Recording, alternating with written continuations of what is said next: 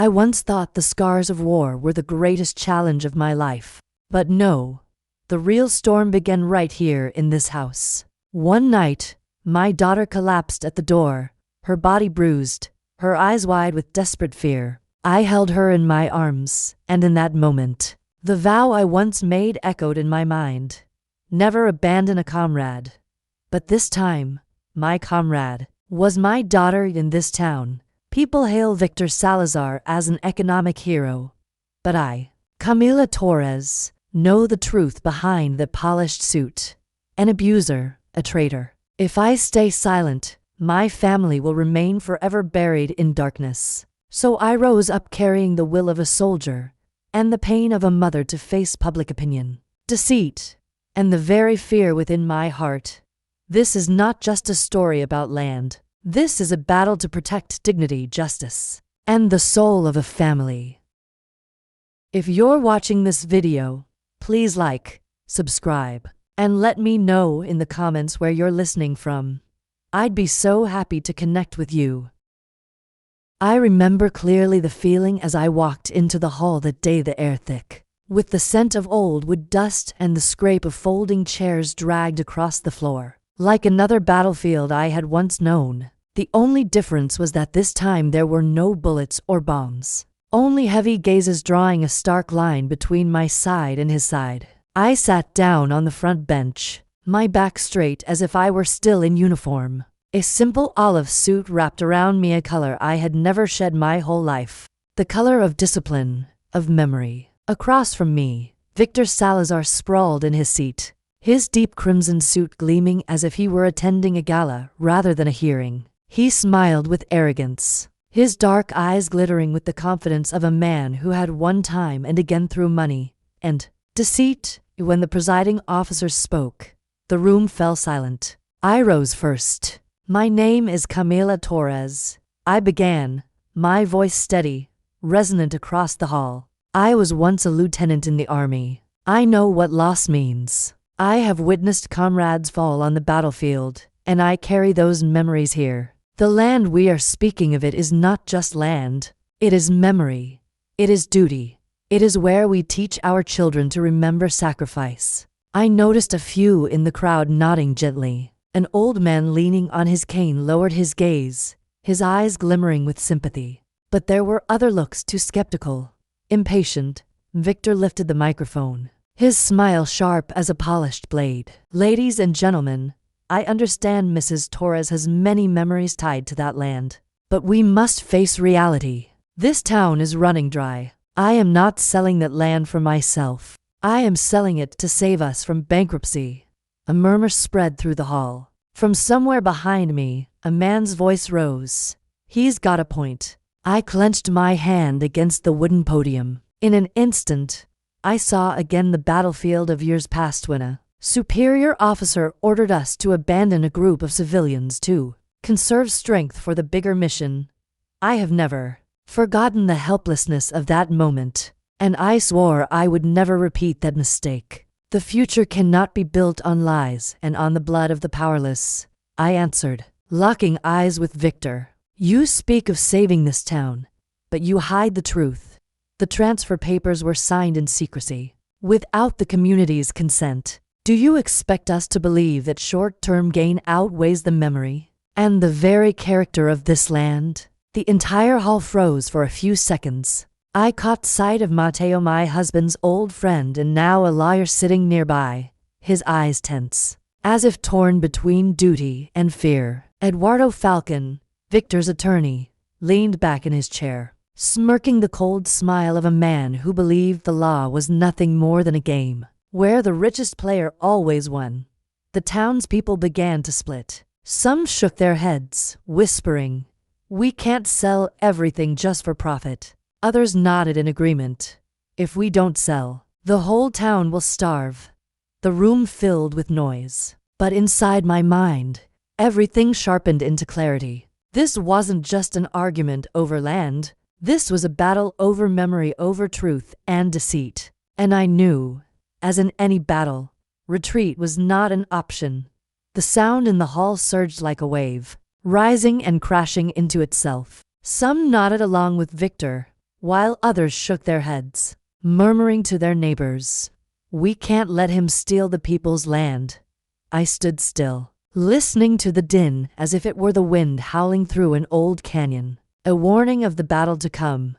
Lawyer Eduardo Falcon folded his arms, reclining fully into his chair. His thin smile was so cold it sent a shiver through me, the image of a modern mercenary indifferent to blood or tears, caring only for his client's victory. "Ladies and gentlemen," he spoke evenly, his voice sharp as a blade, "all emotions are valid, but we must abide by the law, and the law is clear.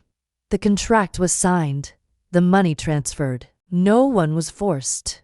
I noticed a few people in the crowd nodding. Falcon's words were like sugar-coated poison, making it easy for listeners to forget the truth. Beside me, Matteo straightened in his seat. He was never one to seek attention, but I saw his hands tightening into fists, veins rising beneath the skin. His pale, weathered face was drawn tight, like a violin string ready to snap, yet his eyes were resolute. He gave me a slight nod, as if to say, "I'm here. I won't abandon you." I drew in a long breath. My gaze drifted far away, beyond the cracked walls of the hearing hall, back to another place. I remembered that rainy night on a distant battlefield, the roar of helicopters slicing through the sky, the stench of gunpowder, damp earth, and blood. A comrade of mine, Ralph, was gravely wounded. We were ordered to retreat to hold the line. I had argued with my commander. "We can't leave him behind." But the cold command fell like a hammer. "Torres, the mission is bigger than one man." We left. Ralph died alone in the darkness, and to this day, I still hear him calling my name in my dreams. That memory overlapped with the present, and I suddenly understood. If Victor won, if he sold this land, I would be abandoning my comrade all over again. But this time, my comrade was Isabella, my daughter, my memory, and the entire town being blinded. I returned to the moment, my voice ringing out, "Ladies and gentlemen, we have heard much about profit, but I ask, how much profit is enough to sell away memory? How much money is enough to turn our backs on justice?" I once saw a town burned to ashes because its people believed sweet promises. Don't let history repeat itself here. Victor laughed with contempt. "Mrs. Torres, you may keep your memories, but they cannot feed our children. I bring opportunity. All you bring are old stories." Scattered applause broke out from one corner. But then, at once, from another row, a woman's voice cut through. "And you bring violence too, don't you, Victor?" A heavy silence fell, thick as smoke. I saw Isabella bow her head, her shoulders trembling, but she no longer hid completely behind me as before. She was learning to stand, fragile but unyielding. Matteo leaned forward, his voice steady.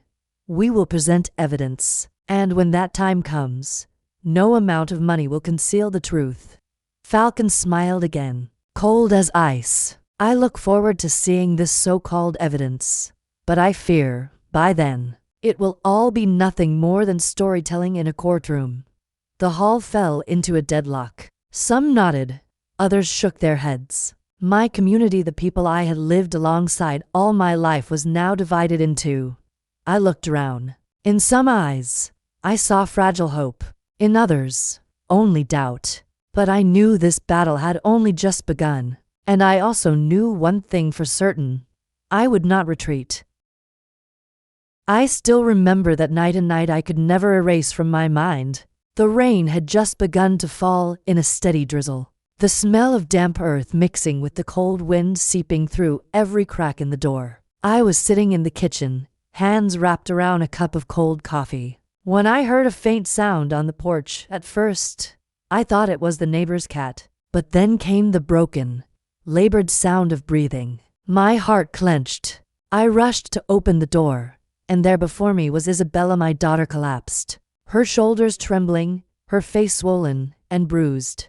Oh God! I dropped to my knees, wrapping my arms around her. Her body felt weightless in my arms, yet every bruise on her skin pressed down on my chest like a stone.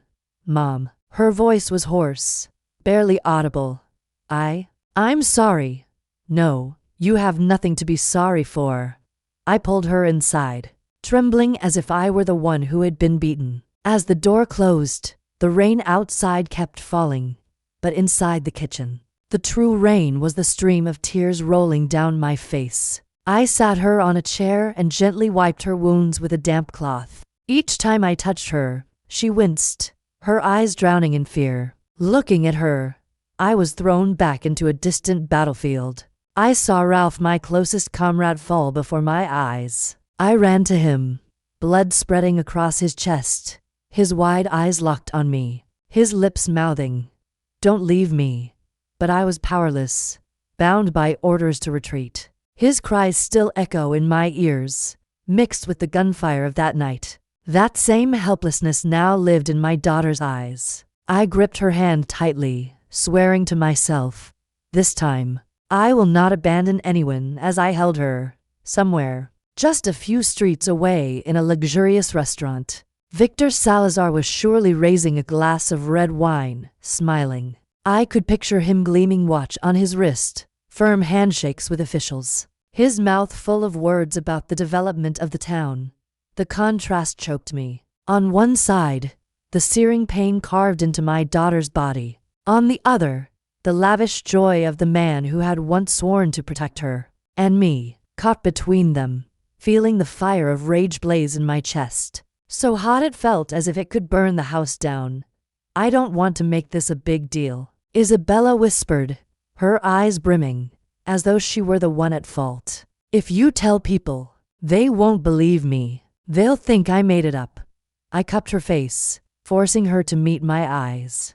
Isabella, listen to me. You are not to blame. You are the victim, and I swear I will not let anyone bury this truth. She broke into sobs, her shoulders shaking, before collapsing into my chest. I let her tears soak through my shirt and let mine fall into her hair. Outside, the rain grew heavier, the howling wind echoing the sounds of war days long past. I drew in a deep breath, tasting the cold metallic tang of memory. But unlike back then, this time I was no officer under orders. I was a mother, and my mission was to protect my daughter with everything I had. I stayed by her side all night, listening to the rain pounding against the tin roof like a relentless war drum. Isabella curled on the sofa, knees pulled tight to her chest, her eyes wide open but dry. She had cried herself empty. I pulled a blanket over her, my hand trembling as I smoothed her tangled hair in my heart. The old vow echoed. This time, I will fight. Not for a flag, not for an order. I will fight for my daughter. I looked at the bruises on her arms, and Ralph's frail shoulders came back to me. Back then, I was powerless, forced to let war steal my comrade. But now, if I allowed Victor to keep tormenting Isabella, I would be betraying once again. And I swore I would not betray any more. My child, I whispered, things will change. I promise you. Isabella turned her face toward me, her eyes shimmering with fear. She clutched my hand, gripping as if for dear life. Mom, don't make this bigger. Please. Her trembling voice, each word a knife twisting into my chest. I'm afraid they'll think I made it up. They'll take his side. I can't bear their eyes on me. Do you understand? I bit down hard on my lip. I understood. I knew what it felt like to be branded a liar, to be abandoned by the crowd. But that didn't shake me. On the contrary, it only made the fire in me burn stronger. I didn't answer right away. I sat still, staring into my daughter's eyes. Behind the fear, I saw something else, a strength not yet released. It was the same look I once carried before the war forged me into a soldier. My dear, I said slowly, one day, you will have to tell this truth yourself. Not just to me, but to the whole town. But until you're ready, I'll stand for you. I don't need them to believe right away. I only need them to listen. Isabella shook her head, tears brimming. She whispered, I'm not strong enough. I tightened my grip on her hand. Then let me be strong for you, until you find your own strength again. In that moment, A heavy silence filled the room. But silence was not surrender. My silence was like a rifle cocked, waiting for the instant to fire. Isabella laid her head on my shoulder once more. She didn't know that within me, a flame had already ignited, the flame of memory, of justice, of a mother who refused to lose another battle.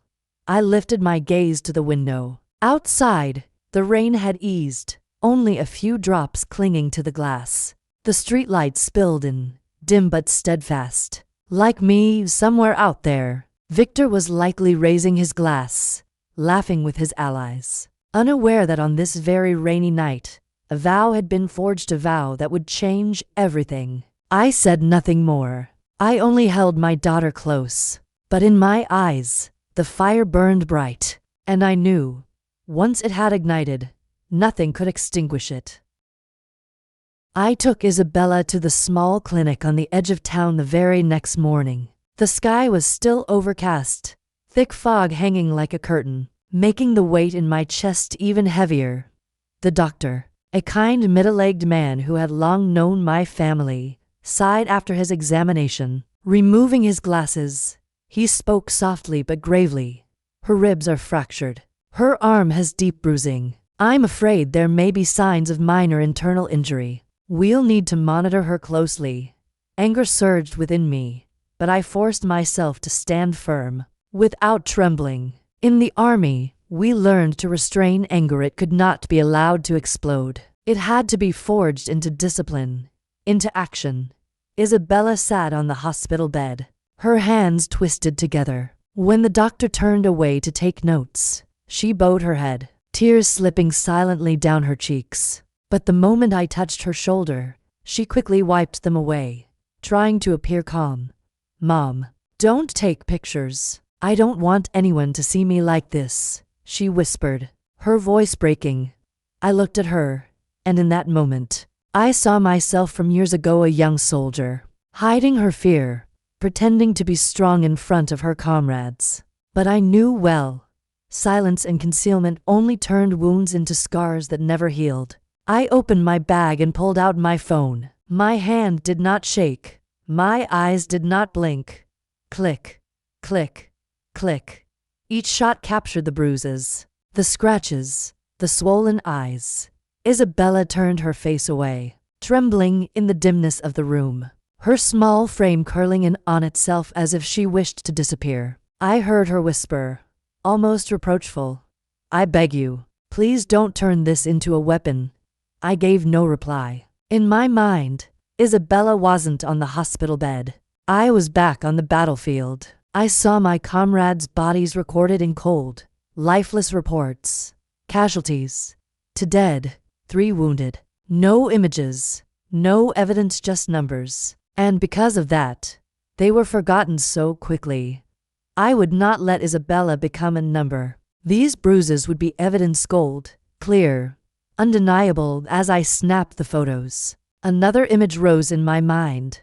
Victor Salazar. I imagined him now, seated in some upscale restaurant in town, raising a glass of dark red wine. His smile radiant, his manner refined, his mouth promising investors a bright future.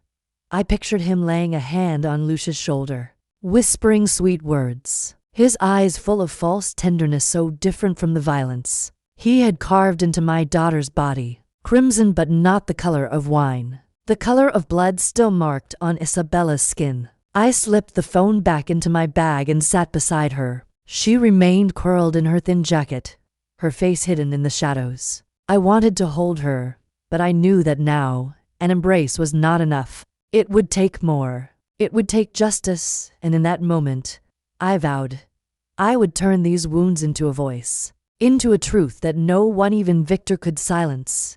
On the drive home with Isabella, I drove slower than usual. The yellow streetlights streaked past the window, casting long bands of light across her face. She had fallen asleep, her head tilted to one side, lips slightly parted, the purple bruise still clearly visible. I drove with my heart feeling as if it were being torn to pieces. Through the glass, the rows of grapevines appeared through the mist. The vineyard, the farm my family had tended for generations, unfolded like a slow-motion film. The olive green of the leaves blended with my childhood memories.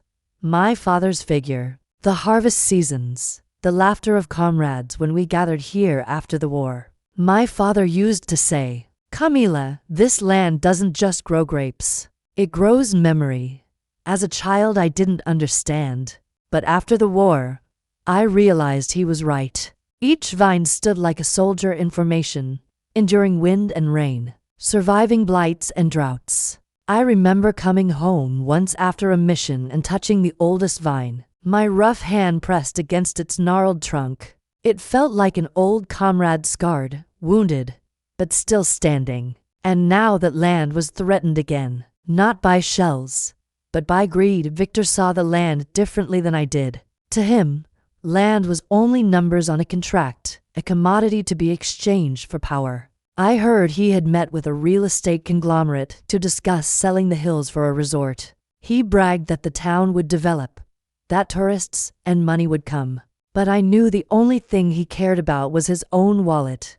I recalled Isabella curled in the dark, eyes terrified, unable to look up. That image meshed with wartime memories, civilians we had left behind, the ones I could not save. Those two memories coalesced, wrenching at my heart, becoming an obvious truth.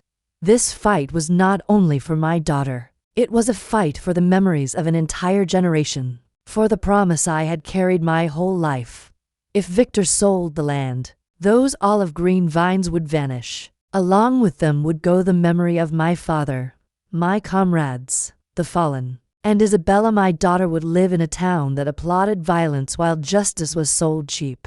I stopped the car at the gate and looked out into the darkness covering the farm. Moonlight dimly lit the motionless rows of vines, like sentries standing watch. I heard my father's voice, my comrades' voices inside me. "Do not step back." I turned to look at Isabella, sleeping deeply, her face contorted in a dream. I knew the wounds on her body would heal, but the scars in her heart would be hard to erase. And if I stayed silent, if I closed my eyes, those scars would become a dark inheritance for the next generation. I could not let that happen. I sat there for a long time, letting my anger, my pain, and my memories fuse together and crystallize into a cold resolve. I would fight. I would protect my daughter, and I would protect the memories of all who had fallen. The wooden gate creaked open as I drove in. The farm was dark, but I could see the rows of vines standing straight and steady in the night. I told myself, I must stand firm like them. I remember that morning clearly, when Elena knocked on my door. She stood on the porch, her earth-brown coat still dusted from the garden, her sultan pepper hair tousled by the wind. In her hand she held a small USB drive, gripped like a weapon. "Camila," she said, her voice low but resolute, "I think you need to see this." I brought her inside and made her a cup of hot tea. Elena sat on the wooden chair, her eyes grave. She was not one for gossip, I knew that well. Her life was tied to the little garden, the harvest seasons, the church gatherings. So when I saw determination light up her face, I knew what she had brought me was no ordinary thing. I plugged the USB into the computer. My heart pounded. The screen showed a grainy, grayish video recorded from a camera mounted outside her door. I leaned forward, my hand clenched on the mouse. In the footage I saw my daughter Isabella appear in the night. Her face was streaked with tears, hair tangled, body trembling. She knocked on Elena's door, her sobs cutting through the darkness. "Please, open the door." My chest tightened. I heard myself whisper, "My daughter." Elena placed a hand on my shoulder. That night I opened the door for her. I let her in. I was afraid to film Victor, but I thought at least this scene is a truth that can't be denied. I swallowed. My throat was tight. For a moment the battlefield memory rushed back, how after an engagement we would collect evidence. Photos, records, proof of sacrifice. Without proof, a comrade's death could be buried under dry reports. I pulled the USB out and immediately plugged it into another laptop, then another. I backed up the video into 3 copies and placed them in 3 separate folders. Each action was decisive and cold, like cleaning a rifle and checking each round before stepping onto the field. Elena looked at me and gave a small, sad smile. "You're the same as ever, Camila. Discipline like a soldier." I nodded. "Because this time, I'm preparing for a battle." Elena was silent for a moment, then said, "You know, if I testify, Victor won't let it go. He has money and men." I turned to her and met her steady, earthy brown eyes. "Elena, you don't owe me anything. You just need to do what you know is right." She set her teacup down and clasped her wrinkled hands. "It's precisely because I know it's right that I did it. I will testify." Those words echoed in the small kitchen, clear and firm like a bugle call. I felt my spine straighten and my heartbeat settle. I took her hand. "Thank you. I promise you will not stand alone." Elena smiled, the simple, familiar smile I knew so well. It was not the smile of a hardened warrior, but of an ordinary person choosing truth over safety. And sometimes, people like her become the strongest pillars of all. When she left, I stood at the door watching her go. The sky was still gray, but somewhere, sunlight began to break through. I knew the video was the first bullet I held in my hand, and I would not stop until the magazine was full enough to pierce Victor Salazar's armor of lies. Elena rose to go but stopped on the threshold, her expression more grave than ever. "Camila," she said slowly, each word weighted. "You know Victor is not like the blusterers in the tavern. He has money, he has people, he can make evidence disappear, and he can make those who dare oppose him disappear in other ways." I looked her straight in the eye, unblinking. "I know," she frowned. "Then you must be extremely careful. I don't want to see you or Isabella become victims again." I nodded, but my voice was firm. "Elena, I've faced enemies far bloodier than Victor. They shot, planted mines, spread death day after day. In the end, the truth was written in the blood of the fallen. I will not let this truth be buried under his money." She sighed, then put her hand on my shoulder. "I trust you, and if you dare to step forward, I will not step back either." When she left, I closed the door and leaned my back against it, feeling my heartbeat steady. Elena was right.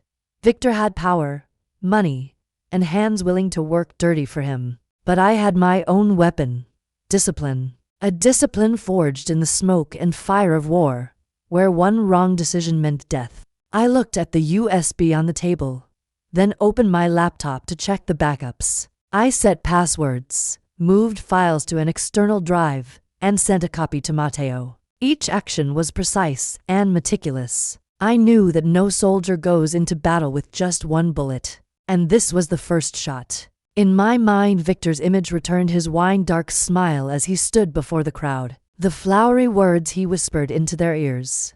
"I sell the land to save this town. I do all this for the future." He cloaked his greed in the garb of righteousness, like a traitor wearing a stolen uniform. The contrast was clear. He had the power and money to manipulate public opinion, and I had only the truth and discipline to resist.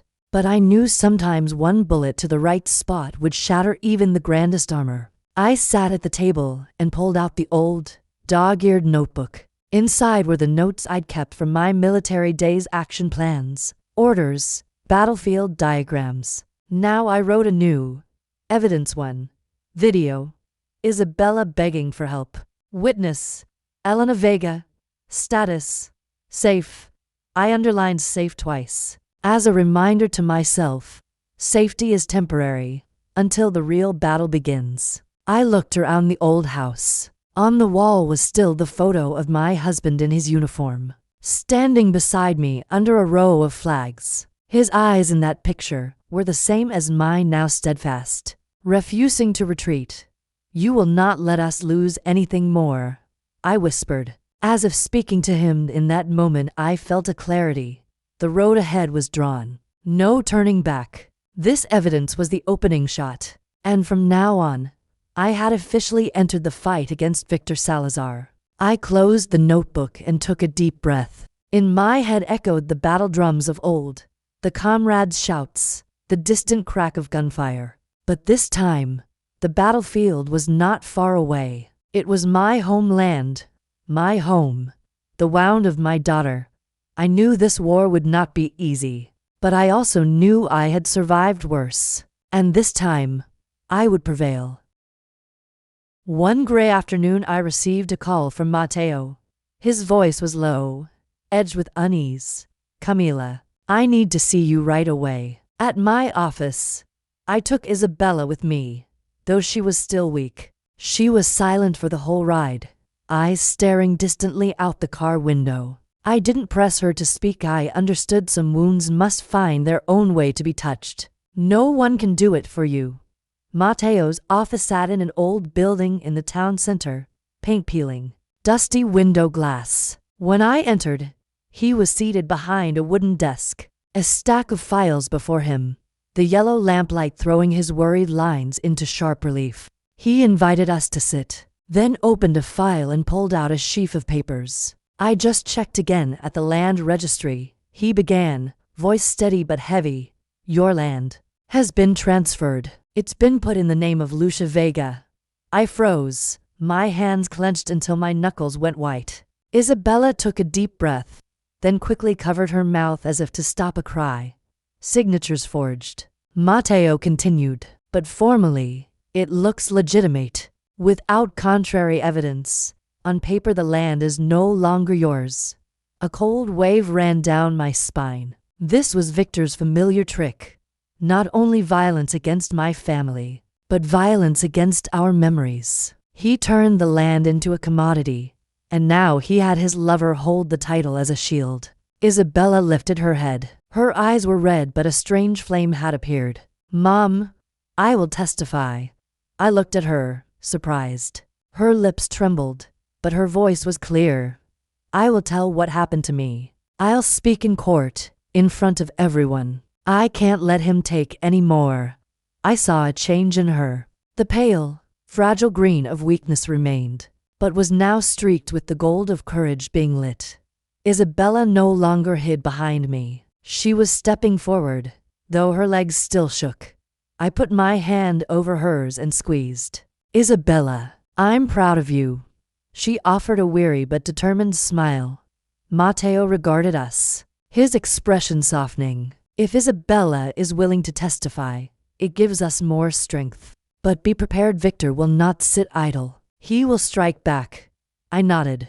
"I have spent my life preparing for battles like this, and now I have the most important ally, my daughter."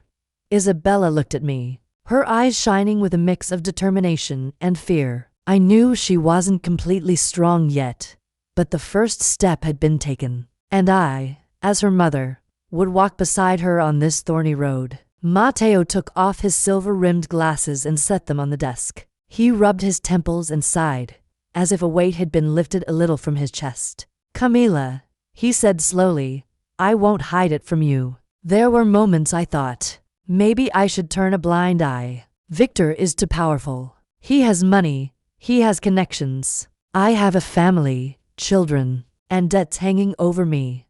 I looked at him, my eyes without reproach, only quiet. He met my gaze and shook his head slightly. But when I saw Isabella come in, I knew I could not step back. I've lived long enough to understand.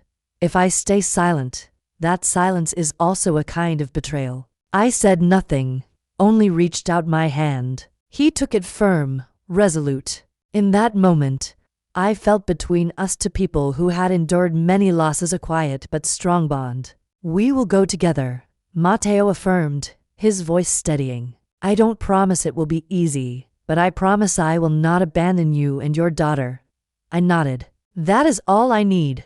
Meanwhile, in an upscale bar on the other side of town, Victor Salazar lifted a glass of red wine under golden lights. He wore a tailored vest, half smiling, looking like a man who had just closed a major deal. Around him sat local officials, also raising their glasses, laughing and nodding as he spoke. "I only want a better future for this town," he proclaimed, voice booming, a heroic pose in his manner. "Look around, how many years have we fallen behind? Only development, only new projects can save us." A man at the table tapped his glass to Victor and praised him. "You truly are the town's hero." Victor laughed loudly, but in his wine-dark eyes I imagined deceit. He did not see the rows of vines, the harvest seasons, the memories rooted in this land. He only saw the numbers on a contract, fat commissions, and an opportunity for his name to be praised. That night, when I returned to the farm, I stood alone on the porch. The wind rustled the vine leaves, and the smell of rain-soaked earth lingered in the air. I closed my eyes and pictured Victor raising his glass and speaking of a better future. And I, a former army lieutenant, a widow, a mother, was preparing to enter the fight to keep the past. I understood this battle was not only about land, it was the ultimate opposition. He wanted to turn memory into merchandise. I wanted to preserve memory so I could teach future generations that some things cannot be sold. He donned a false mantle of righteousness to hide his ambition. I used truth, discipline, and my own pain to move forward. I took a deep breath and stared into the darkness ahead. In my heart an old vow rang out, repeated once more. I will not step back. I will fight to the end. For Isabella, for this land, for memory. The wind picked up, making the curtain behind me flutter. I opened my eyes, and in them the flame was blazing bright. I never thought I would return to the habit of tailing a target, like back when I wore the uniform. But Victor forced me to do it. That night I parked 2 buildings down from the El Dorado Hotel. Purple neon cast a dim glow over the wet street, reflecting the figures coming and going. I sat in the car, collar turned up, eyes glued to the camera lens. My hand did not shake, my breathing steady. Everything returned like instinct. Then I saw him. Victor Salazar stepped out of a shiny luxury car, his deep crimson suit standing out under the lights. But this time he was not alone. Beside him was Lucia Vega, the mistress everyone in town had gossiped about but few had actually seen. Lucia looped her arm through his, lips painted dark, smiling shyly while her eyes glittered with hope. He bent to whisper in her ear, his hand resting on her back with gentle, refined familiarity. He looked at her like a devoted gentleman in love. I pressed the shutter. Click, click, click. Each photo felt like a knife twisting in my chest, but I did not stop. Each image was another bullet I loaded into my invisible gun. I saw Victor smiling at Lucia, his look so sweet that anyone watching would believe him the ideal man. I remembered Isabella's swollen face, her tear-filled eyes from fear. The 2 images overlapped so violently that I bit my lip to stop myself from running out and exposing him right there. Keep discipline, Camila, I reminded myself. Don't fire before the right moment. A soldier does not waste ammunition. Victor opened the car door for Lucia with a gallant flourish that made passers-by turn their heads. She giggled and leaned her head on his shoulder. I saw not fakery in her eyes but an innocent belief that Victor would protect her, repay her, give her a future. Click. I took another shot, capturing that moment. A home abuser turned sweet lover on the street. A liar wearing a perfect mask. I drew a deep breath and peered through the lens again. My chest ached not only for Isabella but for Lucia too. The girl did not know she was a pawn, that his love was only a camouflaged contract. I lowered the camera, my hands gripping the steering wheel. In that instant, rage surged up like a fire wanting to burn everything. But discipline had taught me, anger is only useful when turned into strategy. And my strategy was to take more photos, gather more evidence. Click, click. I shot until they disappeared through the hotel doors in the dark. I sat still and listened to the rain patter on the car roof. My heart hurt, but my mind was clear. Each photo I'd taken would be a bullet shot into Victor's crimson armor. And when the time came, he would have nowhere left to hide. I sat in the car for a long while longer, my eyes fixed on the hotel door that had swallowed Victor and Lucia. In my mind I sketched the scene inside. Soft golden lights, red wine and crystal glasses. Victor bending to kiss Lucia's hand like a gentleman. Lucia Vega. I knew something of the girl, a young woman trapped by debt, always searching for a hand to cling to. And Victor, in his deep crimson suit and half-smile, had arrived at the right moment to become her savior. She believed him. I saw it in the bright look in her eyes as she leaned against him, as if his presence alone could calm the world. But I also saw something else: blindness. I remembered a young woman on the battlefield, sitting in a makeshift tent, full of hope that her beloved would return from the front. She waited and waited until only a death notice arrived. Those violet illusions are beautiful, but fragile to the point of cruelty. Lucia was living in that purple, beautiful but dangerous, and I knew that one day it would shatter. I, by contrast, wore all of the color of discipline. I did not dream. I was not naive. I had seen the cruelties people can inflict on one another, and now I viewed Victor through two lenses at once: the affectingly tender suitor in Lucia's arms, and the ruthless abuser who had assaulted my daughter in the darkness. That contrast was painfully clear. I closed my eyes and imagined Isabella collapsing at my doorstep, her body covered in bruises. Then I opened my eyes and pictured Lucia linked to Victor, eyes full of trust.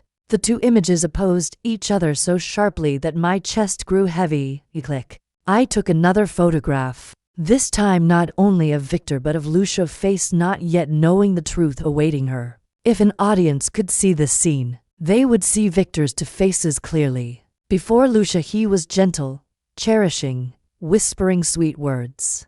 But I knew the very hand that caressed could also tighten around Isabella's throat. Those sweet words were only the sugar coating of a poison pill. I lowered the camera and leaned my head back against the seat. Inside me rose a strange feeling, anger mixed with pity. Anger because Victor dared live with two faces. Pity for the women he drew into his game of power. Isabella had paid with blood and tears. As for Lucia, she did not yet know the price that awaited her.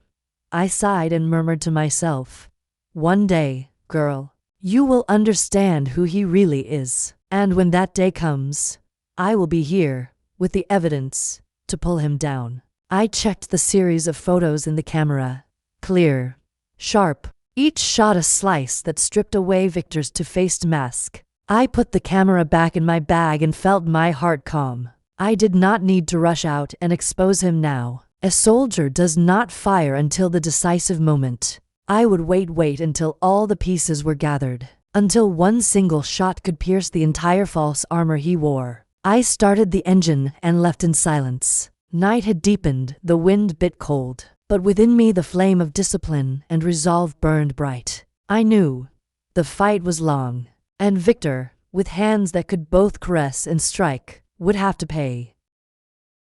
Rumors spread faster than a forest fire. Within days I began to hear whispers everywhere, from the grocery stall to the long benches in the church. "Isabella is making it up," a woman murmured as I walked past, her voice low but loud enough for me to hear. "That's right. Victor is the only one brave enough to sell the land to save the whole town. Without him, we'd be bankrupt." I kept walking without looking back, but each word landed like a cutting blade. At the bakery where I buy my loaf each morning, I heard harsher things. Which wife hasn't been scolded by her husband? That girl is too fragile. Just one loud word and she makes a fuss. She doesn't think of her husband. I stopped, my hand gripping the cloth bag. Those women had lived through arguments, the slaps in the dark, and then convinced themselves it was normal. Now they used their own pain to justify another man. I stepped out of the bakery and breathed deeply. The sky was a dense gray, as if mirroring the town's blurred conscience.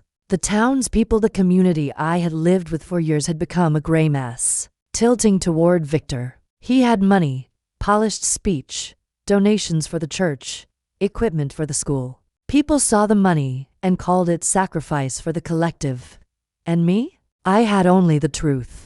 A hard truth to swallow, full of blood and tears, spoken by a battered woman stepping out of the shadows.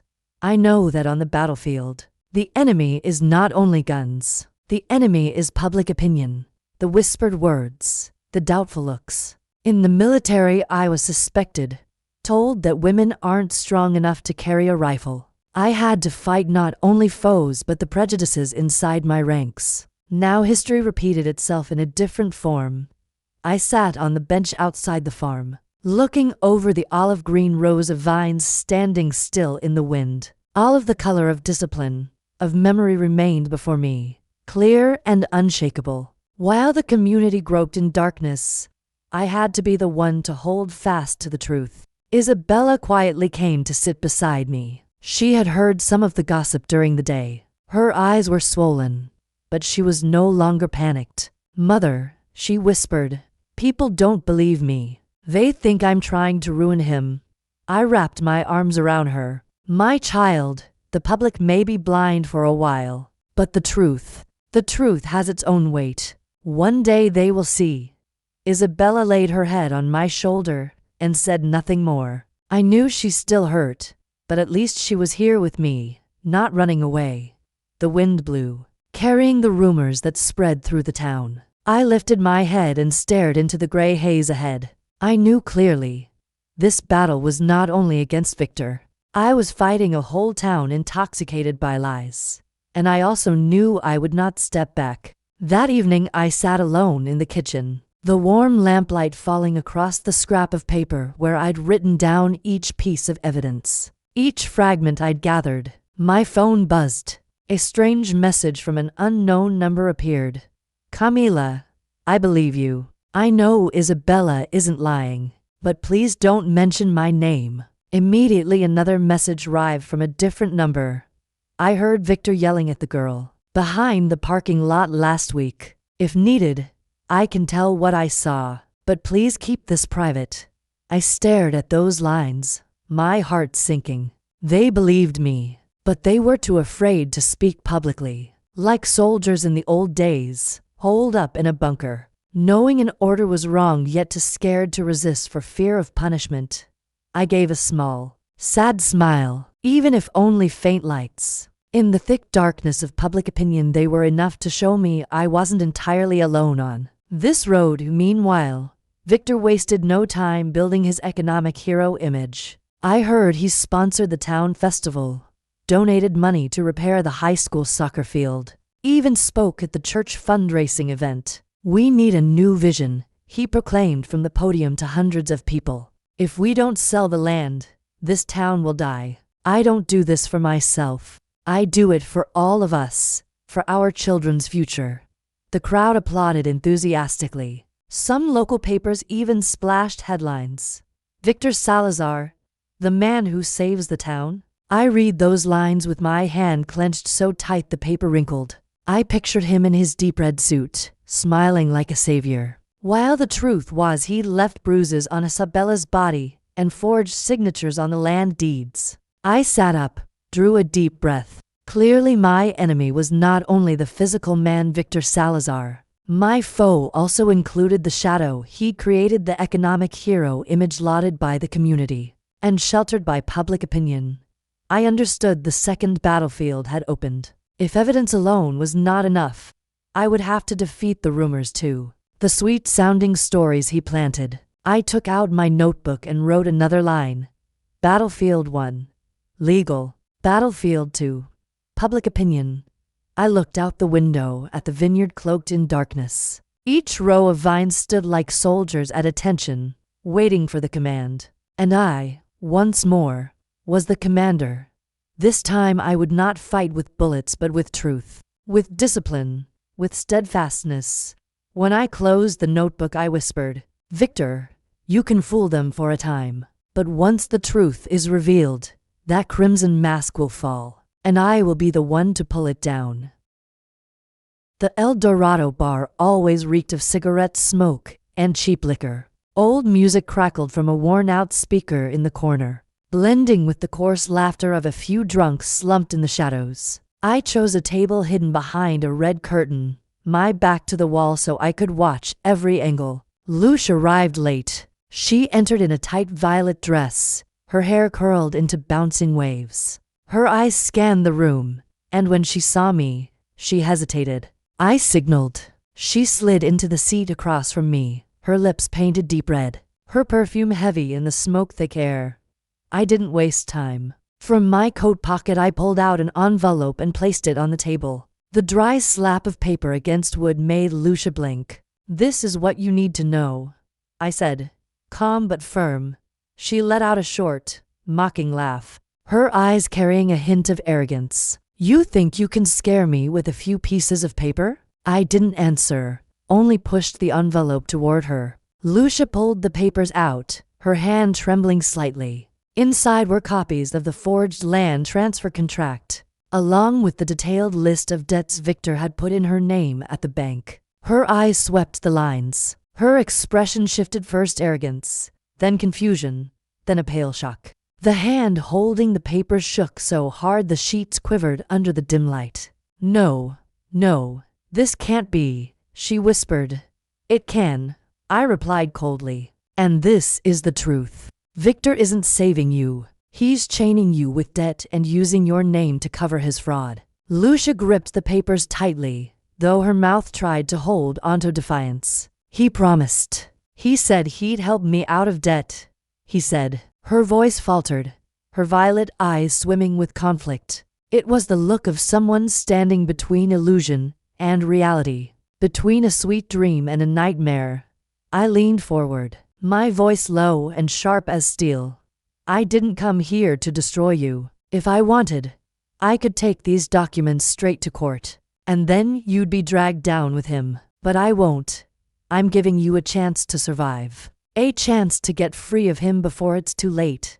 Lucia glared at me, but her gaze quivered. She wanted to flare up, to cling to her faith in Victor, but her trembling hands betrayed her. In that instant I saw the color violet surrounding her, not darkness, but conflict, torn in two. Violet of dreaming, violet of illusion, violet of a soul being split apart. I leaned back into my chair, silent, letting her wrestle with the papers in her hands. I knew her greatest battle wasn't with me, it was with her own blind belief. Lucia clutched the sheets, her eyes shimmering with tears. She shook her head over and over, as if she could drive away the reality staring back at her. "No.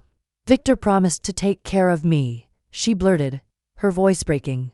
"He said he'd pay off my debts, give me a new start. I believe him. I have to believe him." I looked at her for a long time. My hand rested calmly on the cold wooden table, not a wasted movement. The scene was not unfamiliar. In the war, one had seen young recruits cling to fragile illusions, just to survive, believing luck would keep bullets away, believing the war would end before they had to face the front. But the truth was always harsher. Lucia was one of those recruits, except her battlefield was the false love Victor staged. I stood, picked up the empty envelope, leaving the papers before her. "You can go on believing his promises, Lucia," I said, my voice steady but cold as steel. "But when the truth comes out, he will discard you like a useless pawn. And when that moment comes, no one will be left to save you." She lifted her gaze, lips trembling as if to protest, but no words came. I pulled on my coat, ready to leave. Passing her chair, I bent close, speaking slowly, each word cutting into her ear like a blade. "I didn't come here to destroy you. I came to give you a choice. Survival or not, that's yours to decide." I walked out, leaving behind smoke, broken music, and a Lucia frozen in silence at the table. The night wind was biting as I stepped from the bar. I pulled my collar high, my heart roiling though my face remained composed. I knew I couldn't break someone living in illusions with just one meeting, but I also knew the papers I left would haunt Lucia day after day, hour after hour. Inside the bar, Lucia sat motionless. She stared at the forged signatures, at the long list of bank debts. Her finger traced each line, each word like a needle piercing the shell of her belief. "No, Victor won't betray me. He's not like the others," she whispered, though her voice shook, stripped of conviction. Laughter from a nearby table jolted her back to the present. For a moment Victor's image filled her mind, a tender man lifting a glass, kissing her hand, whispering sweet words. But layered over it was Camilla's voice, cold and sharp. "Survival or not, that's yours to decide." She squeezed her eyes shut, her heart pounding. For the first time, her blind faith wavered. A small crack, but a crack nonetheless. Lucia inhaled sharply, hurriedly stuffing the papers into her bag as if afraid someone might see. She rose, heels striking hard against the wooden floor, and strode to the door. In her eyes, the violet glow of fantasy was dimming, overshadowed by the gray shadows of doubt. For the first time, she felt two voices battling inside her, one clinging to illusion, the other the cold truth she could no longer deny. And that conflict would only grow until the day she was forced to choose. That evening, when I stepped out onto the porch to fetch the milk delivery, I found a white envelope lying right under the doormat. No sender's name, only the word Torres scrawled hastily, slanted. I opened it. Inside was a sheet of paper folded into quarters, scrawled in black ink. Be silent, or lose your daughter. I stood still, letting the night wind pass through, carrying the damp scent of the vineyard soil. A chill ran down my spine, but I didn't tremble. I read it twice, then folded it neatly and went into the kitchen. On the table I opened the thick dossier I'd begun compiling from day one. I took a pen and added a new entry. Evidence 2. Threat letter. Content. Be silent or lose your daughter. Status. Securely stored. I slipped the note into a clear plastic bag and clipped it into the file. No wasted motion, no emotion allowed. To me, it was more than a threat. It was a tool. In the military, everything the enemy throws away can be turned to advantage. A dropped map, a hastily scrawled slogan. Now I did the same. Just as I shut the cabinet, a piercing scream came from Isabella's room. I raced up the stairs, my heart constricting. The door was wide open. Isabella sat bolt upright in bed, sweat soaking her brow. Mom, don't let them take me," she screamed, flailing as if to grab at empty air. I ran to her and hugged her tightly. "Sweetheart, wake up. I'm here. I won't let anyone hurt you." Her eyes blinked open, bewildered. Then she began to wail. I saw the darkness. He was right outside the door. "Didn't you hear? He's waiting to take me." I tightened my arms so she could feel my steady heartbeat. "No one is taking you anywhere. Listen to me. We are in our house, safe. I am here. You are not alone." Isabella trembled, burying her face against my shoulder. But I knew the darkness in that dream would not be easily chased away. It was the residue of nights lived in fear, the echo of the violent hand Victor had left behind. I stroked her hair gently, but my eyes were distant, scanning beyond the window. Outside the night was thick and black, and somewhere in that darkness there might truly be someone lurking.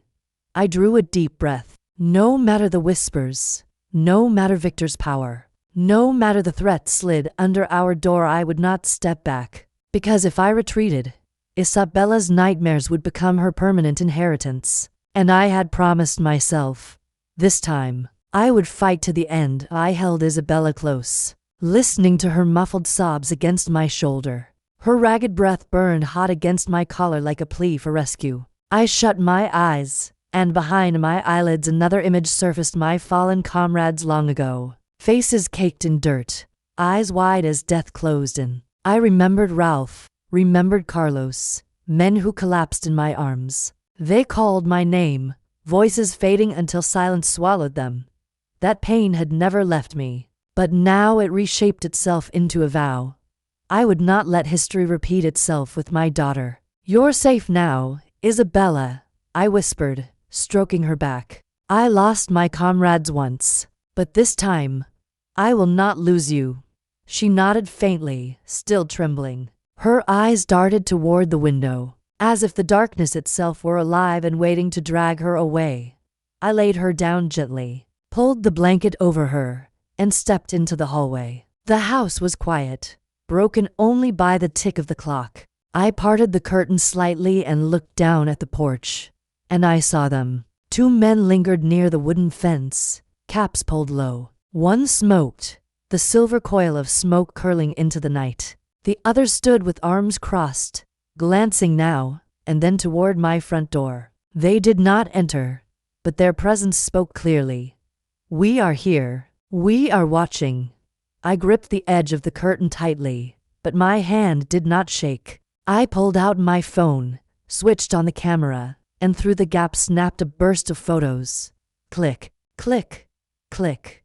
Each shot captured their faint outlines under the street lamp. To others, the images might mean nothing. To me, they were evidence. In the military, we learned this truth.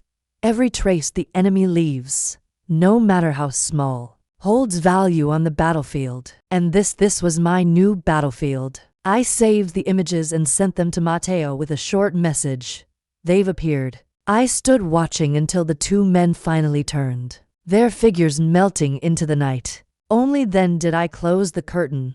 Back in Isabella's room, I found her twisting in another nightmare, her lips whispering, "Mom, don't let him touch me." I sat on the bed's edge and held her hand. Her small fingers were icy, trembling as if she were fighting in the dark. I pressed my palm over hers and whispered, "You are not alone, Isabella. I've turned your fear into evidence. And your task is simply to live, to breathe. One day, you will find your strength again."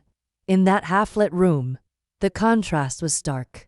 Isabella still trapped in her fear, haunted by the shadows, and me shaping that very fear into a weapon, piece by piece, preparing for the day of confrontation. I knew what Victor wanted, to scare me into silence. But he forgot one thing: I was once a soldier.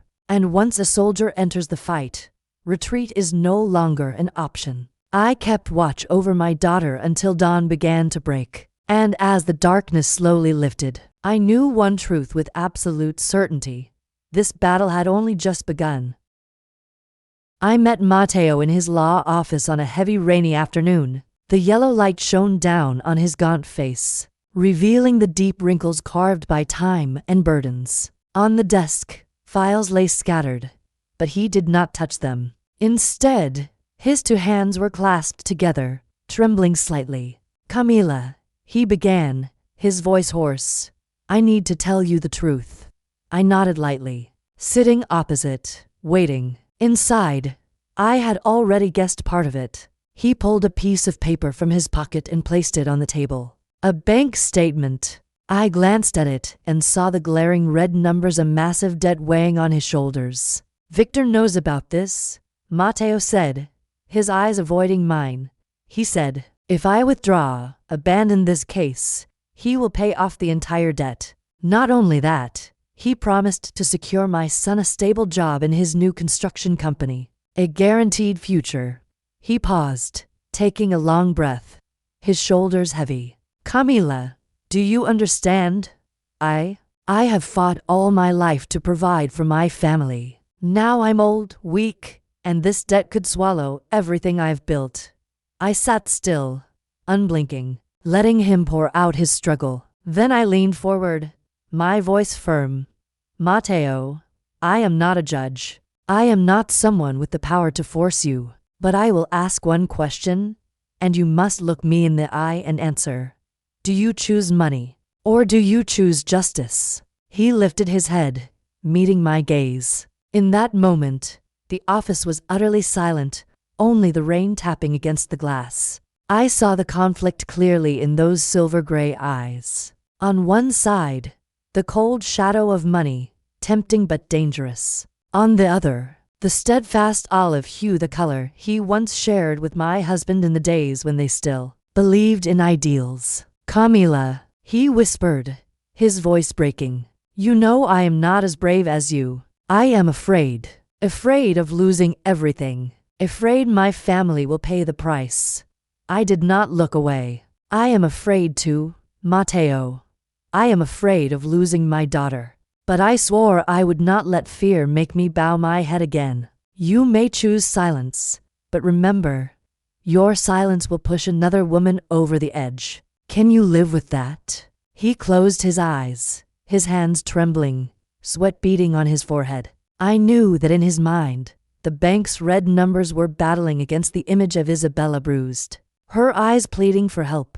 Outside, the rain fell harder, like the pounding of war drums. In that small office, the battle was not fought with guns, but with conscience. Matteo was silent for a long time. I could hear the rain pounding outside, drumming on the tin roof like thousands of bullets. He sat there, his hands clasped, trembling. Then slowly, he opened his eyes and looked straight at me. "Camila," he said softly, his voice hoarse, "I've thought a lot about my family. I was afraid, but then I realized, if I bow to Victor, I'll be teaching my daughter that truth has no value.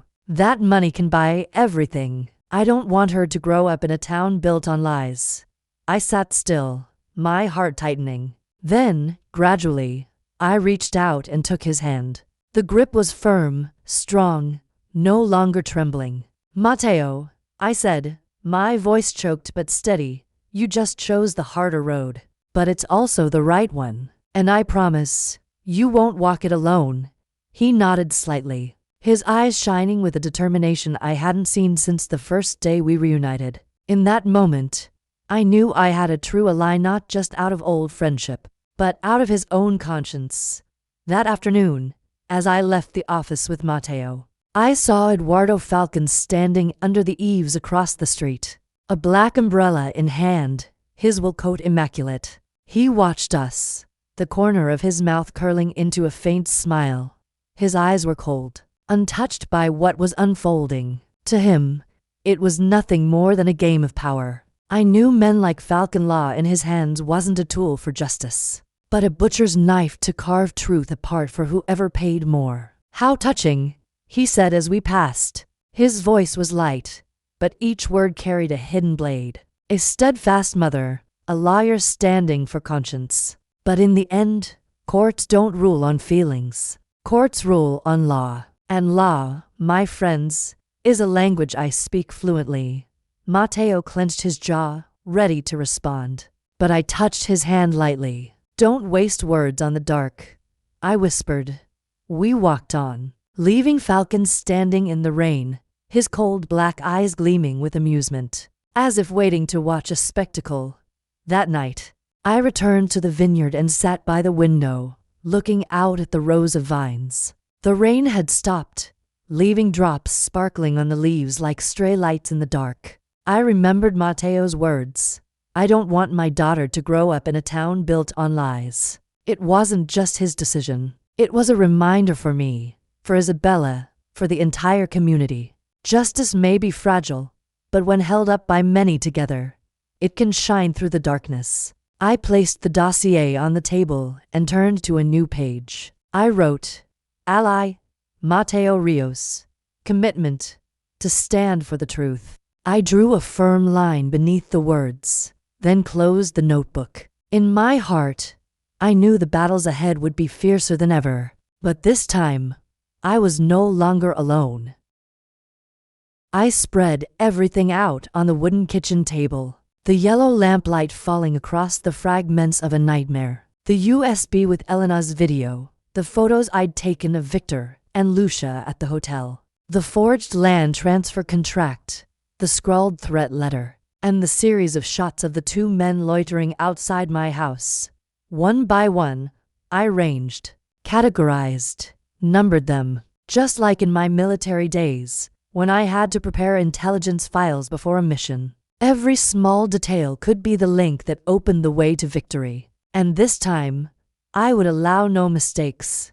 Isabella stood beside me, quietly watching. She was still frail from sleepless nights, but her eyes had changed. No longer the pale, trembling blue of fear, now there was a glimmer of gold, the hue of resolve. I slid the lawsuit form toward her. "You don't have to do this right away," I said softly. "Only when you're ready." She held the pen, her fingers shaking slightly, then looked at me. "Mom, I've been silent too long. If I wait until I feel ready, maybe I'll never do it at all. I want to sign. No, I need to sign." I looked into her eyes. In that instant, I saw myself years ago, the first time I stepped onto the battlefield, gun in hand and heart pounding wildly. The only difference was that today my daughter wasn't holding a rifle. She held a pen. But the weight of this act was no less heavy. "All right," I whispered. She bent over and signed her name. The letters trembled, but they were firm. When the ink dried on the page, Isabella lifted her head and exhaled deeply, as if casting off invisible chains.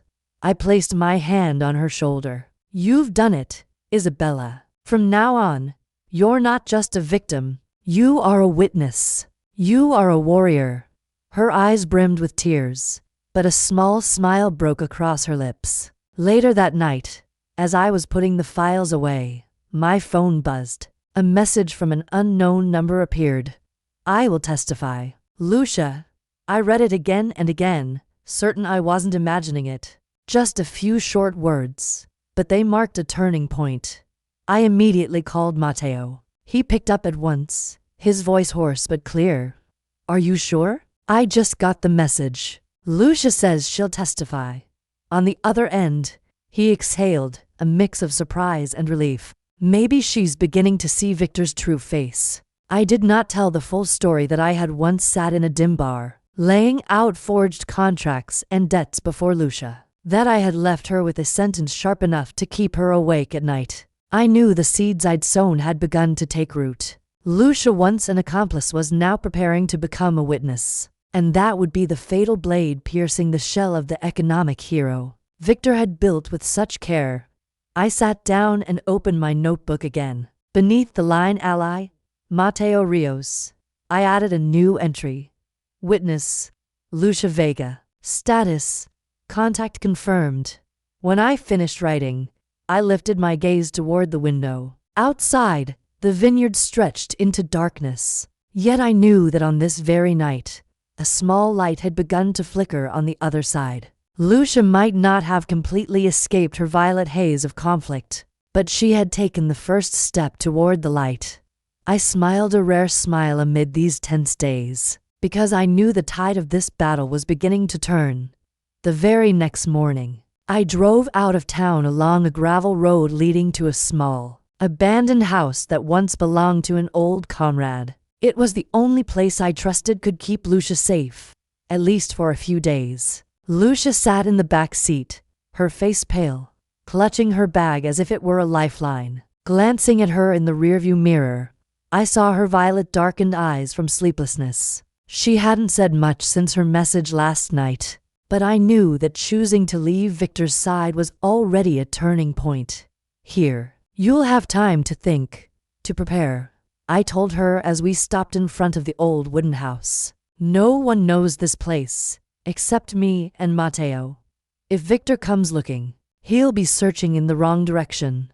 Lucia nodded faintly, her lips trembling. "Thank you. I didn't think I had the courage to do this. But after last night, he humiliated me in front of his friends. I saw it clearly. I'm just a tool, and I've been so foolish to believe." I placed my hand gently on her shoulder. "You're not foolish. You were just desperate for a way out. But now you have a chance to start again, and your testimony could save not only Isabella, but this whole town." She looked at me, eyes shimmering. For the first time, I saw a glimmer of light replacing the blind illusions in those violet eyes. When I returned to the vineyard, I was surprised to see several baskets of food by the gate. Bread, vegetables, jars of homemade grape jam. I looked around. No one lingered, but a small note clipped beside them read hastily, "We believe you. Don't give up." I held the note, a swell of warmth and sorrow rising in my chest. The town, whose gray mass had seemed to lean entirely toward Victor, was shifting. They weren't ready to stand openly by my side, but they had begun to speak in their own way. Isabella carried the baskets into the kitchen, her eyes alight. "Mom, they believe us." I smiled, ruffling her hair. "Yes, and little by little, the light will spread." Meanwhile, Victor Salazar continued to appear in public with a confident smile. I heard from several acquaintances that he had just attended a wine party, raising a glass with the wealthiest people in town. He kept repeating the same line, "I sell the land to save the town. I do it all for the future." People still applauded, still praised him, still called him the economic hero. He had no idea that somewhere, Lucia Vega, the pawn he regarded as his piece, had begun to turn the board against him. I sat in the living room, looking out the window at the olive-green vineyard. A strange calm rose within me. I knew the balance of power was slowly shifting. There was more evidence. Allies had emerged, and the community had begun to waver. Victor still believed himself invulnerable, but he did not know that the crimson armor he wore had begun to crack. And I, Camila Torres, would be the one to fire the shot that pierced it. The day of the hearing finally arrived. I stepped into the hall of the land committee, my shoes striking a steady rhythm on the cold tiled floor. The smell of old wood and sharp paper in the air made me feel as though I were entering a military base before a mission. The hall was packed. Townspeople had come in such numbers that extra chairs were lined along the aisles. The whole room buzzed like a battlefield, split into two clear sides, one nodding in support of Victor, the other watching me with expectant eyes. No one was indifferent, everyone had chosen a side.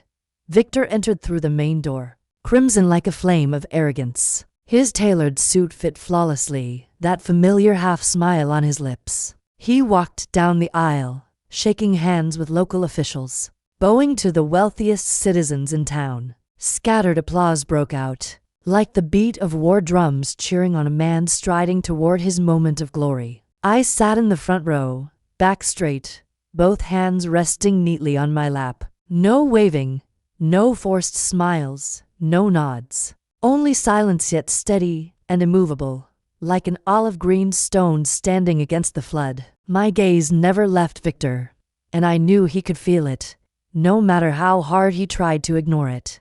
Isabella sat close beside me, her hand trembling. I placed my hand over hers, letting her feel the calm rhythm of my heartbeat. She inhaled deeply, then lifted her head high. When the hearing began, Mateo rose to his feet. He had traded his worn suit for a silver-gray one, tied neatly in place. But what struck me most was the brightness in his eyes, stronger than at any point since we had begun this journey. He opened the case file, his voice clear. "Ladies and gentlemen, I will present the first piece of evidence." The lights in the hall dimmed. The large screen at the front flickered on in the video. Isabella appeared, a young girl in the night, pounding desperately at a door, tears streaming down her face. Her cry for help echoed through the room. "Mom, open the door. Please, save me." The hall fell silent. Scattered sobs rose from the crowd. I turned and saw women lowering their faces, covering their reddened eyes. An elderly man shook his head, exhaling heavily. Isabella sat beside me, lips pressed tightly together. She stared straight at the screen, refusing to look away from her own painful image. And I, at her side, felt my chest tighten, but my eyes remained steady, shining. When the video ended, Mateo lifted his head, his voice firm. "This is not fiction. This is not fabrication. This is real fear, undeniable evidence. And it happened right here, in this town." A ripple of murmurs spread across the hall. Those who had clapped for Victor now sat in silence, glancing at one another. The crimson wall he had built around himself had begun to crack. I remained seated, no applause, no cheers. I knew this was only the first shot, and in this battle, I had learned to wait for the right moment to unleash full firepower. Isabella gripped my hand tightly. At first, her fingers were ice cold, but slowly, I felt a new strength rising from within her. She stood, trembling slightly, then stepped forward. I stayed seated, but my eyes followed her every step. The way a soldier watches a comrade take the battlefield for the very first time. She turned, facing the hall. Her voice began soft, then grew steady. "That's me, the one in the video. And I'm telling you now, I didn't make this up. I will not stay silent anymore." Whispers rippled through the hall. Some nodded, some shook their heads. But I saw Isabella's eyes burn bright, no longer the pale, trembling blue of fear, but shifting into the fierce gold of a warrior awakening. At that very moment, Falcon shot to his feet. His black suit seemed to swallow the light in the room. His voice rang out, cold as steel.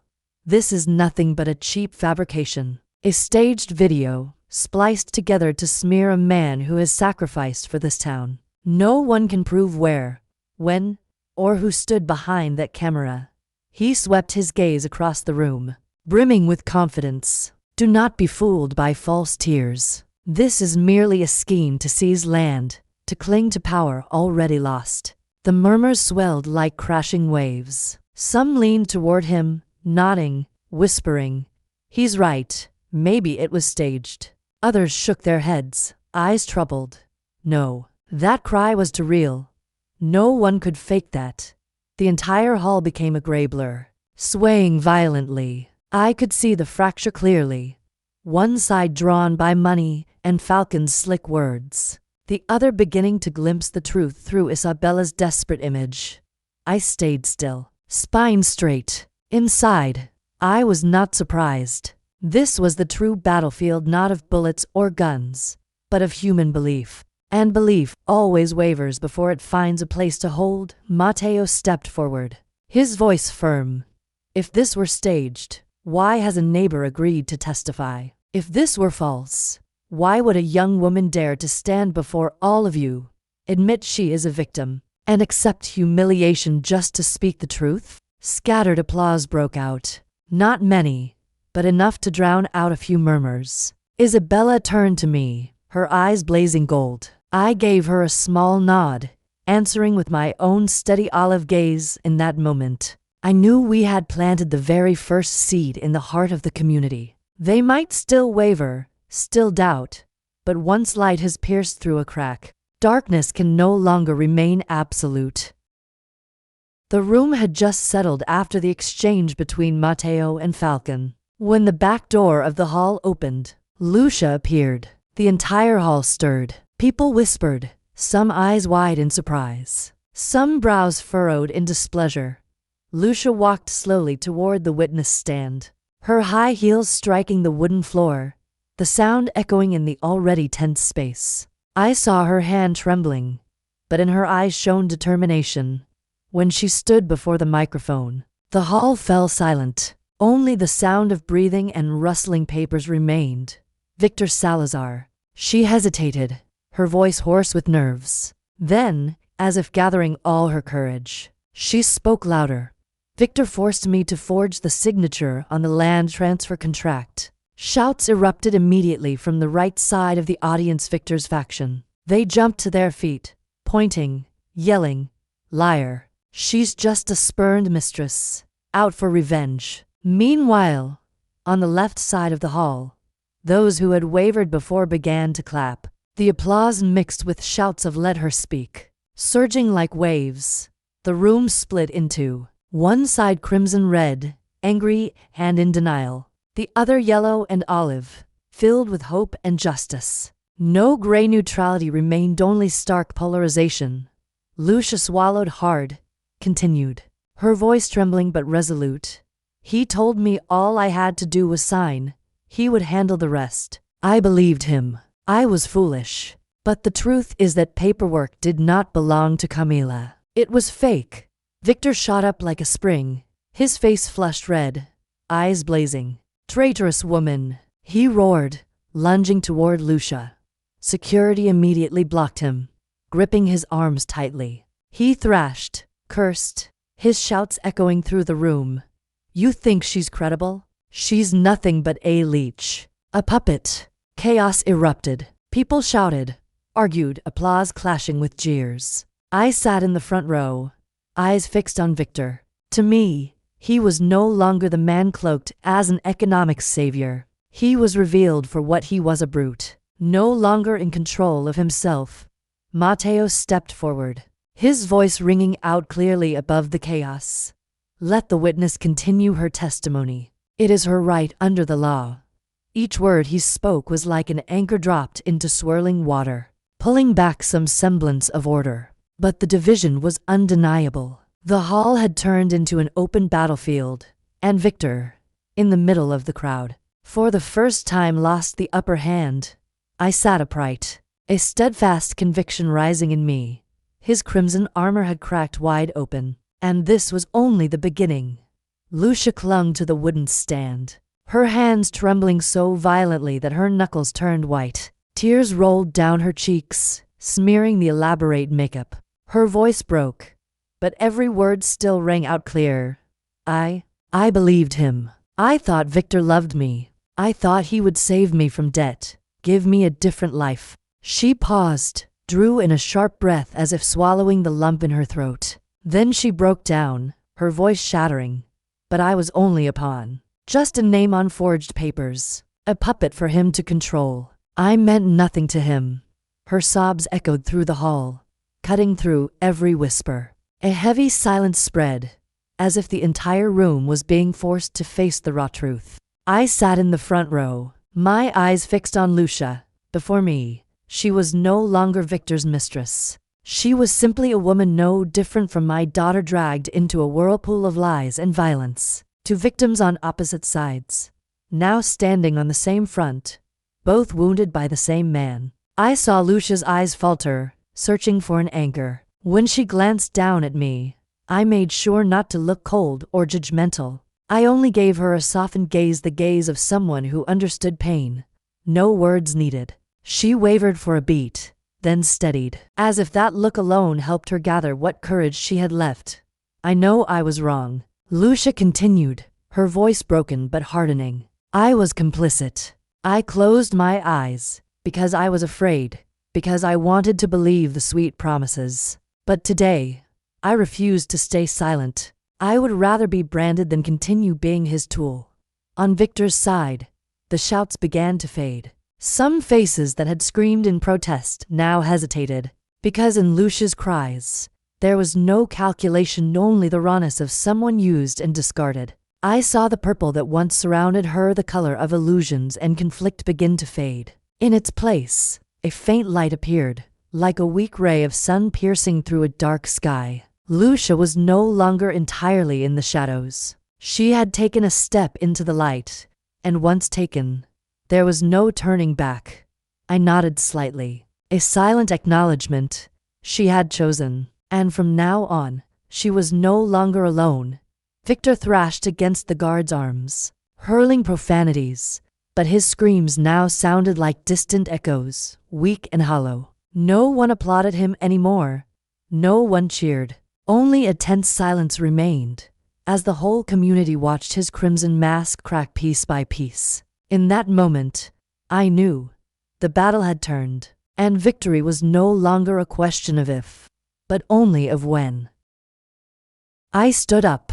The wooden chair creaked, its sound echoing through the hushed hall. Every eye turned to me, a woman with silver threading through her hair, her shoulders still straight as the day she wore her uniform. I drew in a deep breath, letting the memories flood back. Then my voice rang out, steady and unwavering. I once fought on the battlefield, where a single bullet could take the life of a comrade in an instant. We fought not for money, not for glory, but to preserve memory, to preserve the dignity of those who had fallen.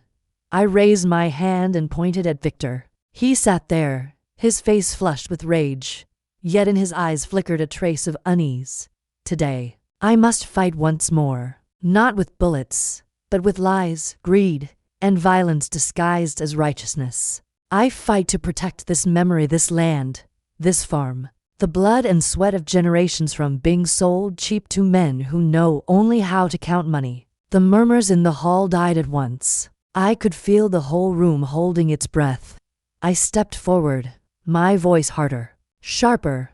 Victor Salazar, he is no husband. He is no father. He is a traitor to family, a traitor to the community, a traitor to the very values he pretends to uphold. The words cracked through the air like a gunshot. Some in the hall leapt to their feet, clapping fiercely. Those who had wavered now turned to one another and nodded. I looked straight at Victor. The arrogance he wore like armor was gone. His shoulders slumped, his eyes bloodshot, his breath ragged. The crimson aura that once blazed around him was drained, like blood drawn from a wound. He tried to speak, but no words came. The image of power, the so-called economic savior, had collapsed. Before me sat only a defeated man, bowed under the crushing weight of truth. I breathed deep once more, letting my voice carry not only through this hall, but into the hearts of everyone listening.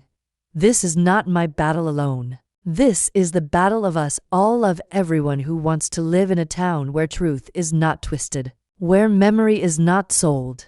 The hall trembled with applause. I remained standing, without a smile, without triumph, calm, like a soldier who had simply carried out her duty. For I knew this was not the end, but a turning point no one could turn back from. Victor collapsed into his chair, no longer able to resist. And I, Camila Torres, knew that from this moment on, the road to justice had truly opened. After my final words, the hall fell utterly silent. No more whispers, no more rebuttals. Only silence, heavy and profound, as if everyone was waiting for their own conscience to speak.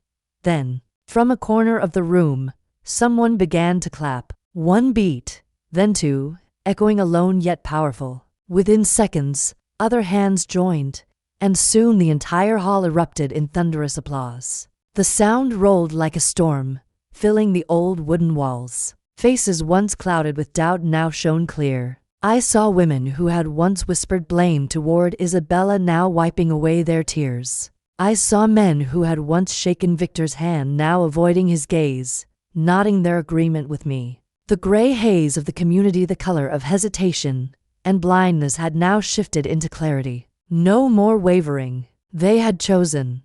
The community judge, a silver-haired man, struck his gavel hard against the desk. The sharp sound was as decisive as a command before battle. After reviewing the evidence and witness testimony, we declare the land transfer papers under the name of Lucia Vega are falsified and invalid. All related assets will be frozen. The case will be forwarded to the district court for prosecution under the law. The hall erupted in cheers. Some stood, embracing each other. I remained still, breathing slow and deep, as if I had just walked off a long battlefield. Isabella rushed forward, wrapping her arms around me. Her frail body trembled, but no longer from fear, this time from release. I held my daughter tight, feeling her heartbeat pounding fiercely against my chest. In that moment, I saw my olive color, the color of discipline, of memory, blending with my daughter's radiant gold, the color of renewal, of hope. Together, they glowed into a warmth I had never known. I closed my eyes, whispering to myself, at last, we have stood up, not only against Victor, but against the shadow of fear itself. Victor slumped in the opposite row, shoulders caved, eyes vacant. The crimson arrogance that once surrounded him was gone, replaced by pallor and emptiness. He had lost not just because of the evidence, but because the community had turned its back on him. I clutched Isabella tighter, letting my tears fall for the first time, not from pain, but from relief. This was the moment both of us would carry for the rest of our lives. The battle was not over beyond these walls. The district court would still decide. The law would still play its course. But here, in this hall, we had claimed our first victory, the victory of hearts. A month after the hearing, the news flooded the local papers. Victor Salazar officially indicted. Assets frozen. Reputation in ruins. The bold letters stood like a full stop at the end of the life of a man once hailed as an economic hero. I held the paper, reading each word slowly, then folded it shut. There was no gloating, only a quiet peace. Victor had lost everything: money, power, reputation. But for me, the true victory was not in his downfall, but in Isabella's rising, and in the fact that the community finally saw the truth. Isabella had started working again. That morning, I stood on the doorstep, watching my daughter hold her handbag, a radiant smile on her face, her eyes no longer faded by fear, but glowing gold with hope. "Mom," she turned back, her cheeks flushed pink. "I think I'm finally ready, not just to work, but to live again." I stepped down from the porch and pulled her into my arms. "I'm proud of you, Isabella. You've walked through the shadows. Now, live fully." She nodded, her eyes shimmering yet steady. Then she walked down the path toward town, hair tossed back, her stride more confident than ever. I watched her go, my heart swelling with a simple joy I once thought I'd never feel again. I returned to the vineyard. Rows of olive green vines stretched out, their leaves glistening under the morning sun. I took the pruning shears, moving from branch to branch, breathing in the faint scent of damp soil and sap. Each cut, each bead of sweat felt like a quiet blessing.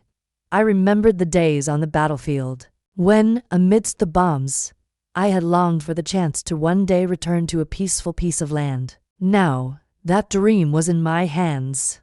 All of the color of discipline, of memory, of steadfastness still surrounded me. But now, it no longer carried nightmares or scars of war. It had become the symbol of the peace I had reclaimed for myself and for my daughter. I stopped in the middle of the vineyard, drawing in a deep breath. The scent of earth, grapes, and morning wind blended together, filling my chest. I closed my eyes, letting the sunlight fall on my face, and for the first time in many years, I truly felt light. No more victors screaming, no more whispers of doubt from the crowd. Only birdsong, the wind rustling through vine leaves, and the steady rhythm of my peaceful heart. One clear morning, just as I was about to head into the vineyard, I heard a knock at the door. When I opened it, Segura Elena stood there, holding a basket of still warm bread. Beside her was the young couple who lived a few houses away. They looked at me hesitantly,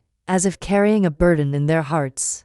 Camila, Elena spoke first, her voice soft but firm. We owe you an apology. There was a time when we let Victor blind us. We doubted Isabella, and we turned our backs on you. But not anymore. The young wife lowered her head, her eyes brimming with tears. I too was once beaten by my husband, but I called it a normal thing. I saw Isabella in pain, and still chose silence, and I blamed her. In truth, I was blaming myself. Please forgive us.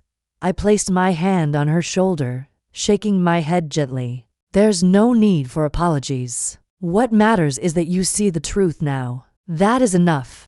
They left the basket of bread behind and walked away. When their figures disappeared beyond the fence, I felt my heart lighten. Some wounds cannot be healed overnight, but at least this community had begun to learn how to face the truth. And clarity, once again, had returned by late afternoon. The sun cast its soft golden glow over the old tiled roof. I stood on the porch and heard faint singing from the kitchen. It was Isabella.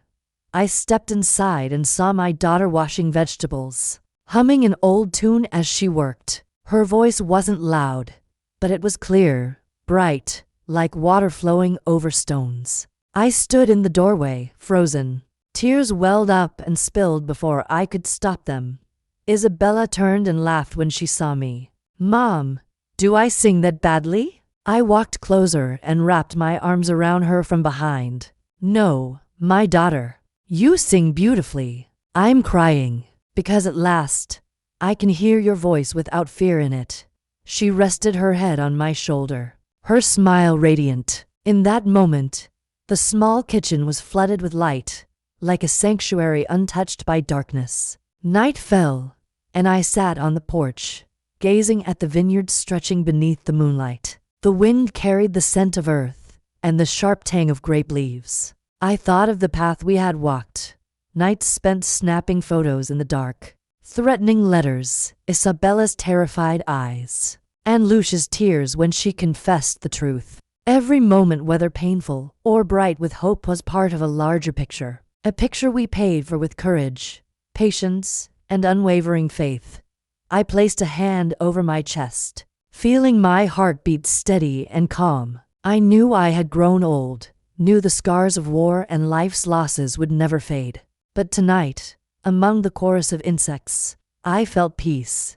Isabella still sang softly in the kitchen, her voice mingling with the wind. I smiled faintly and closed my eyes. After all the storms, dawn had finally come to stay here, and I believed the only legacy I could leave my daughter was not land, nor money. It was the certainty that no matter how heavy the darkness, people can still rise, still sing, and still find the light.